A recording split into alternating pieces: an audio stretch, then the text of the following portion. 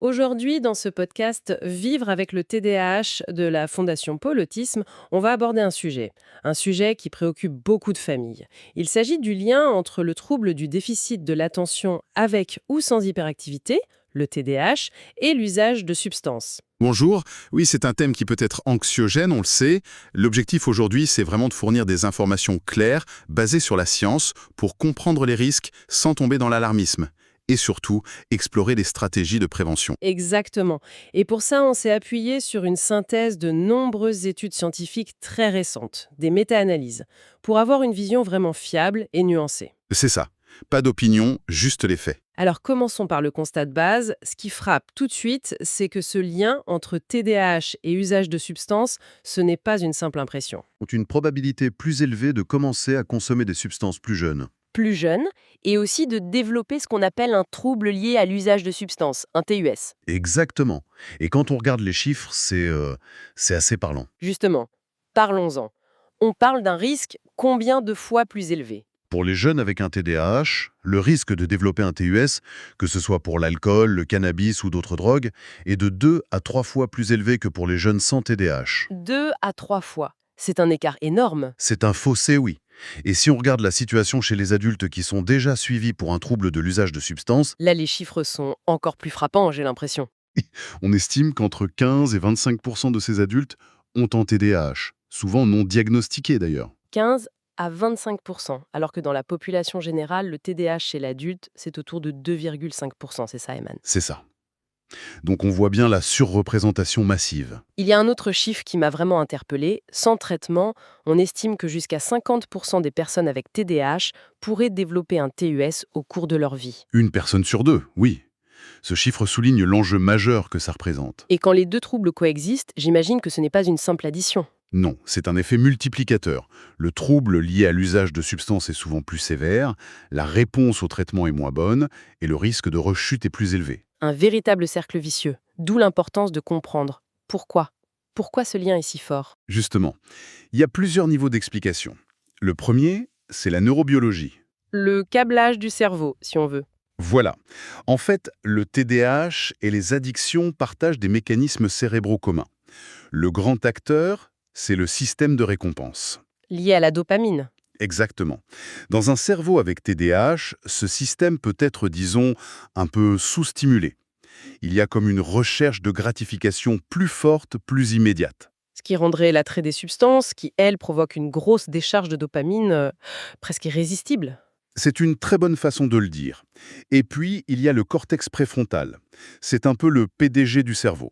Celui qui planifie, qui contrôle les impulsions. C'est ça. Et dans le TDAH, on pourrait dire que ce PDG fonctionne un peu différemment ou est moins mature. Il a plus de mal à dire non aux envies impulsives qui viennent du système de récompense. Ce qui nous amène directement à l'impulsivité. C'est un des symptômes centraux du TDAH. C'est le pont principal, oui. L'impulsivité, c'est agir sans anticiper toutes les conséquences. Les études sont formelles. Les symptômes d'hyperactivité-impulsivité sont les plus grands prédicteurs de l'initiation de la consommation. On entend aussi beaucoup parler de l'hypothèse de l'automédication. L'idée qu'on utiliserait une substance pour apaiser ses propres symptômes. Ça semble tellement logique. C'est une hypothèse très séduisante et elle a une part de vérité. Certaines personnes rapportent utiliser, par exemple, le cannabis pour calmer leur agitation ou leur anxiété.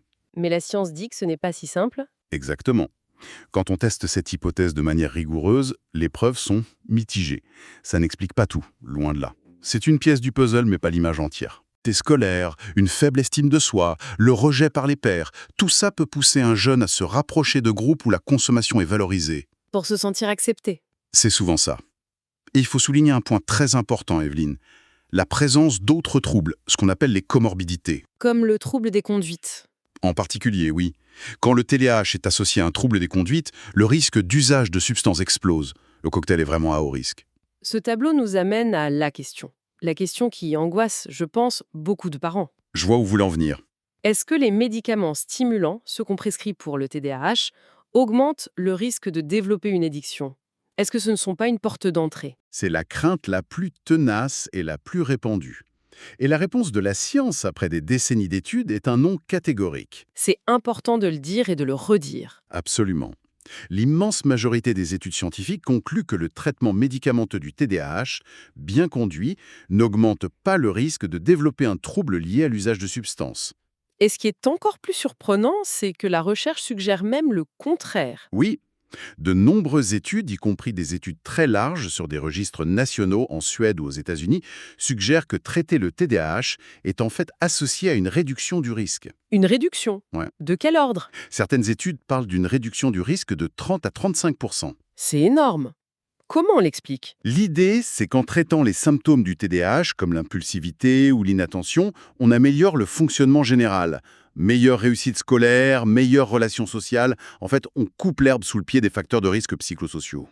Et il semble que le timing soit qu'important. Commencer tôt, c'est mieux. Oui, les données suggèrent qu'un traitement commencé dans l'enfance, avant 9 ou 10 ans, et maintenu de manière continue, offre la meilleure protection. D'accord. Mais la science est toujours nuancée. J'ai vu qu'une étude très rigoureuse et très connue, l'étude MTA, a publié des résultats récents qui semblent un peu différents. C'est un point essentiel. L'étude MTA est une référence. Et sa dernière analyse a conclu deux choses. Premièrement, elle confirme que le traitement n'augmente pas le risque, ce qui est très rassurant.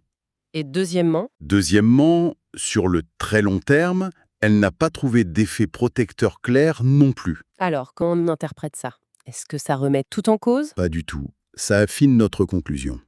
Le message principal reste.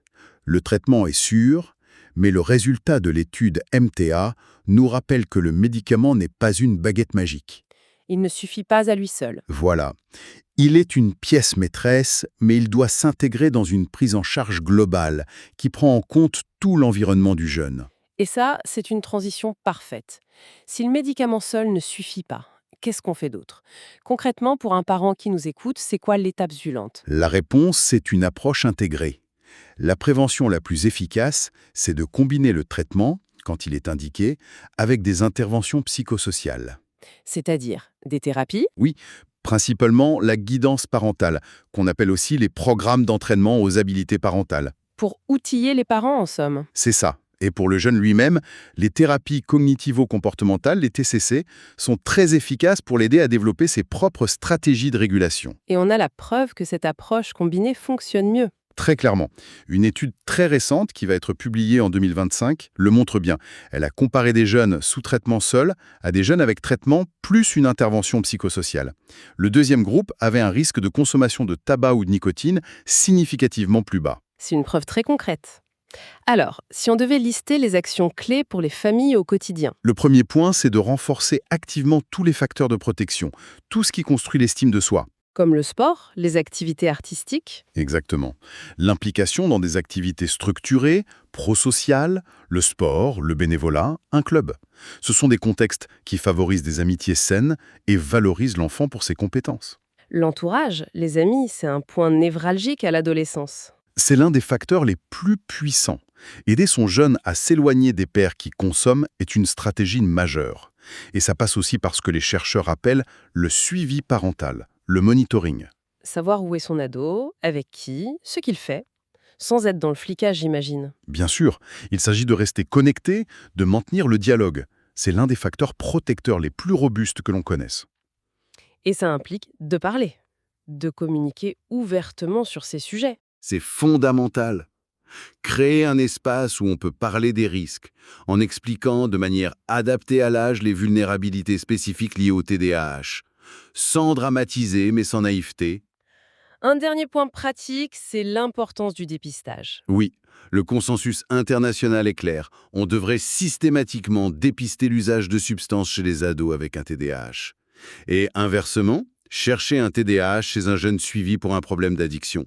C'est la seule façon de proposer une aide vraiment complète. C'est très éclairant. Si on devait résumer les messages clés à emporter. Le premier, oui, le risque est plus élevé en cas de TDAH. C'est un fait qui s'explique par des facteurs neurobiologiques et psychosociaux. Deuxième point, et il est capital, le traitement du TDAH est sûr. Il n'augmente pas le risque d'addiction. Il peut même être un facteur de protection. Troisièmement, la prévention la plus efficace est une approche intégrée. C'est l'alliance entre le traitement, le soutien psychosocial et un environnement familial soutenant. Et enfin, le message d'action. On n'est pas impuissant. En tant que parent, en tant que proche, renforcer l'estime de soi, encourager les activités positives et maintenir un dialogue ouvert sont des actions concrètes et puissantes. Exactement. L'objectif n'est pas d'inquiéter, mais de donner les moyens de comprendre et d'agir. En étant bien informé et en mettant en place un accompagnement adapté, on soutient le développement harmonieux de son enfant.